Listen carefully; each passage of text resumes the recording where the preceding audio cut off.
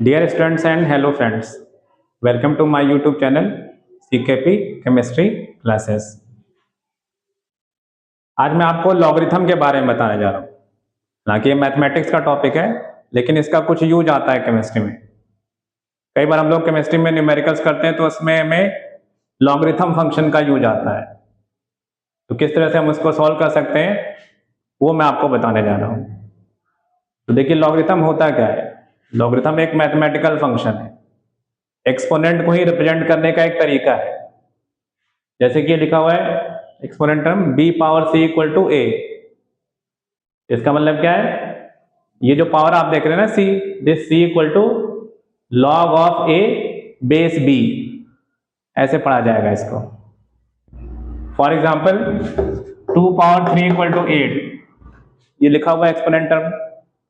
तो ये पावर 3 जो आप देख रहे हैं ना, this 3 will be equal to log of 8 base 2। तो एक्सपोनेंट को ही रिप्रेजेंट करने का एक तरीका है लॉगरिथम मैथमेटिकल फंक्शन। देखिए कुछ इंपॉर्टेंट रिलेशन है जो कि अक्सर यूज होते हैं इसमें। ये इधर मैंने हाईलाइट कर रखा है। Log of x power y, ये होता है आपका वाई लॉग एक्स। एक्स होगा यहाँ पे कोई भी नंबर हो सकते हैं। Log of X into Y, multiplication अगर है, ये आपका हो जाता है log X plus log of Y. Next है log of X upon Y, ये होता है आपका log X minus log of Y. Next है log of 1 equal to 0। Log 1 की वैल्यू 0 होती है, इसका कई जगह आप देखेंगे यूज आएगा। लॉग ऑफ 10 की power x equal to x. अब ध्यान दीजिए, ये सभी रिलेशन जो होते हैं बहुत ही इंपॉर्टेंट होते हैं, इनका अक्सर यूज आता है जब भी हम लॉग की बात करते हैं। अब लॉग जो हम लोग यूज करते हैं यहाँ पे, ये दो टाइप से होता है। एक होता है कॉमन लॉग, जिसमें कि जो बेस होता है वो बेस 10 होता है। और दूसरा लॉग जो होता है वो नेचुरल लॉग होता है, जिसमें बेस जो होता है वो e होता है। जैसे ये आपका लिखा है, ये कॉमन लॉग है, लॉग एक्स बेस 10। आप देखते हैं अक्सर कि लॉग ऑफ 2 लिखा हुआ है, बेस उस पर कुछ नहीं लिखा रहता है। तो बेस कुछ नहीं लिखा है तो बाय डिफॉल्ट उसका मतलब होता है कि वो बेस क्या है, 10 है। तो लॉग 2 अगर लिखा है तो बेस कितना है, 10 है। तो बेस अगर हिडन है, कुछ नहीं लिखा है, तो उसका मतलब क्या होता है, वो बेस 10 होता है। इसका यूज बहुत ज्यादा होता है। दूसरे तरीके का लॉग जो आपको देखने को मिलेगा, नेचुरल लॉग जिसको हम लोग बोलते हैं, लॉग एक्स, ये बेस ई होता है इसका। या तो ये ऐसे लिखा रहेगा या फिर ये ऐसे लिखा रहेगा। नेचुरल लॉग को हम लिखते हैं एल एन।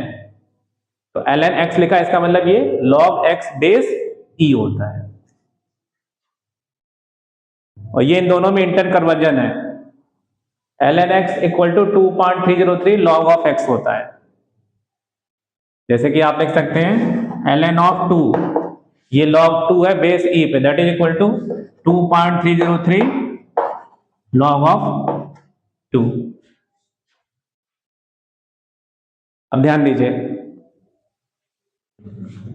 लॉग 1 की वैल्यू 0 होती है, लॉग 2 की वैल्यू 0.30 होती है। लॉग 2 अगर आप याद रखते हैं तो इससे रिलेटेड बहुत सारी प्रॉब्लम्स आपकी सॉल्व हो जाएंगी।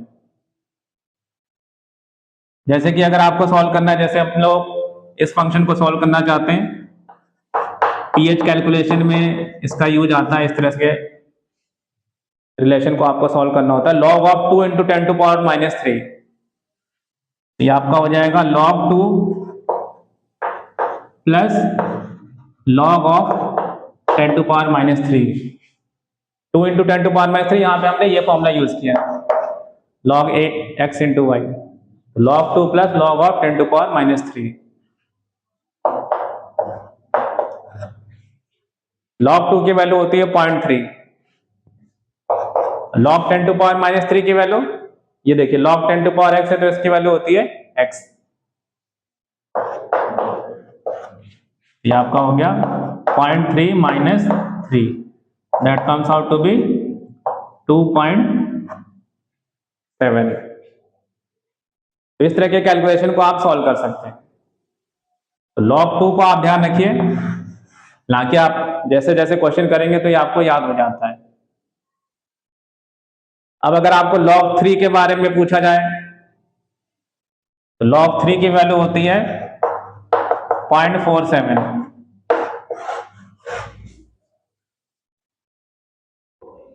इसके बाद अगर आपको log 4 अगर पूछा जाए, log 4 के लिए